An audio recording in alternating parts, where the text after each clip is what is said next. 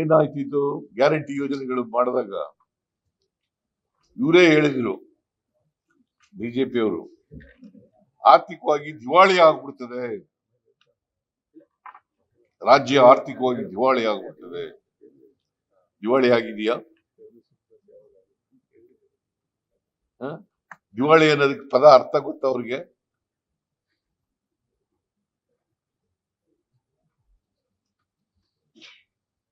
ನಾವು ಆರ್ಥಿಕವಾಗಿ ಸದೃಢವಾಗಿದ್ದೀವಿ, ಜೊತೆಗೆ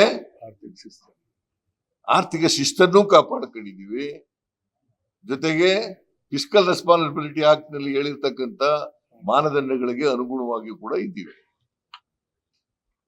ಆಮೇಲೆ ಈ ಸಾಲ ಎಷ್ಟು ತಗೋಬಹುದು ಅಂತ ನಿಗದಿ ಮಾಡೋರು ಯಾರು ಗೊತ್ತಾ? ಕೇಂದ್ರ ಸರ್ಕಾರದವರು, RBI.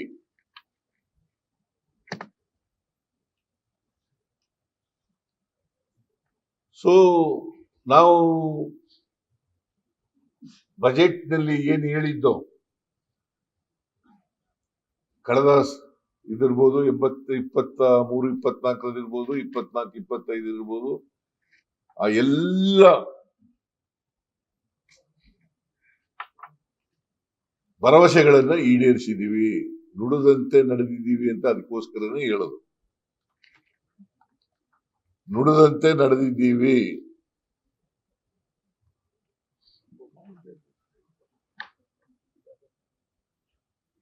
ಜೊತೆಗೆ ಶಿಸ್ತನ್ನು ಕಾಪಾಡ್ಕೊಂಡಿದೀವಿ, ಅಭಿವೃದ್ಧಿಗೂ ಹಣ ಖರ್ಚು ಮಾಡಿದೀವಿ. ಈಗ ಹೋದ ವರ್ಷ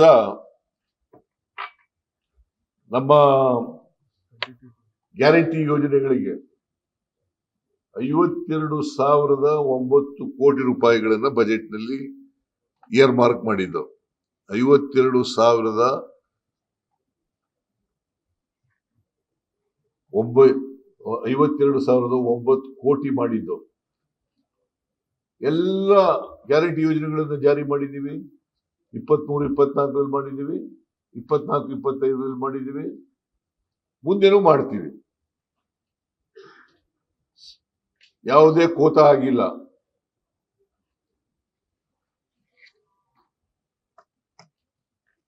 ಎಲ್ಲ ಗ್ಯಾರಂಟಿ ಯೋಜನೆಗಳನ್ನು ಜಾರಿ ಮಾಡಿದ್ದೀವಿ. ಕಳೆದ ವರ್ಷ ಬಜೆಟ್ ನಲ್ಲಿ 52,009 ಕೋಟಿ ಈ ವರ್ಷದ ಬಜೆಟ್ ನಲ್ಲಿ ಇಟ್ಟಿದ್ದು. ಮುಂದಿನ ವರ್ಷಕ್ಕೆ 51,034 ಕೋಟಿ ರೂಪಾಯಿಗಳನ್ನ ಇಟ್ಟಿದ್ದೀವಿ. ಯಾಕೆ ಕಡಿಮೆ ಆಯ್ತು ಅಂತಂದ್ರೆ 52,000 ಕೋಟಿಯಿಂದ ಈ ಸಾರಿ ನಾವು ಅಕ್ಕಿ ಕೊಡ್ತೀವಲ್ಲ, ಗ್ಯಾರಂಟಿ ಯೋಜನೆಯಲ್ಲಿ 5 kg ಅಕ್ಕಿ ಕೊಡ್ತೀವಲ್ಲ,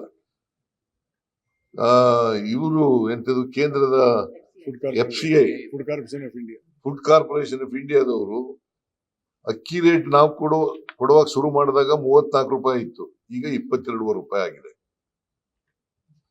ಅದರಿಂದ ಫುಡ್ ಅಂಡ್ ಸಿವಿಲ್ ಸಪ್ಲೈಸ್ ಇದರಲ್ಲಿ ನಮಗೆ ಕಡಿಮೆ ಆಯ್ತು, ಅದಕ್ಕೋಸ್ಕರವಾಗಿ ಕಡಿಮೆ ಮಾಡಿದ್ದೀವಿ. ಅದೊಂದರಲ್ಲಿ ಮಾತ್ರ. ಇನ್ನು ಉಳಿದವೆಲ್ಲ ಸುಮಾರು 28,000 ಕೋಟಿ ರೂಪಾಯಿ ಗೃಹಲಕ್ಷ್ಮಿ ಯೋಜನೆಗೆ ಖರ್ಚು ಮಾಡ್ತಾ ಇದ್ದೀವಿ ಪರ್ ಇಯರ್.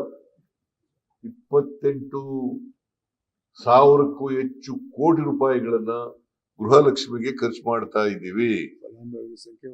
ಆಮೇಲೆ ಎಲ್ಲ ಇಲಾಖೆಗಳಿಗೂ ಕೂಡ ಈ ಸಾರಿ ಹೆಚ್ಚು ಹಣವನ್ನ ಕೊಟ್ಟಿದ್ದೀವಿ, except food and civil supplies. Because of the price rise, ಇದು ಡಿಕ್ಲೈನ್ ಆಗೋದ್ರಿಂದ ಅದೊಂದು ಮಾತು ಬಿಟ್ಟು ಇನ್ನು ಬಾಕಿ ಎಲ್ಲ ಇಲಾಖೆಗಳಿಗೂ ಹೆಚ್ಚು ಕೊಟ್ಟಿದ್ದೀವಿ. ಅಂದಮೇಲೆ ಎಲ್ಲಿ ಅಭಿವೃದ್ಧಿ ಕೆಲಸಗಳಿಗೆ ಹಣ ಇಲ್ಲ.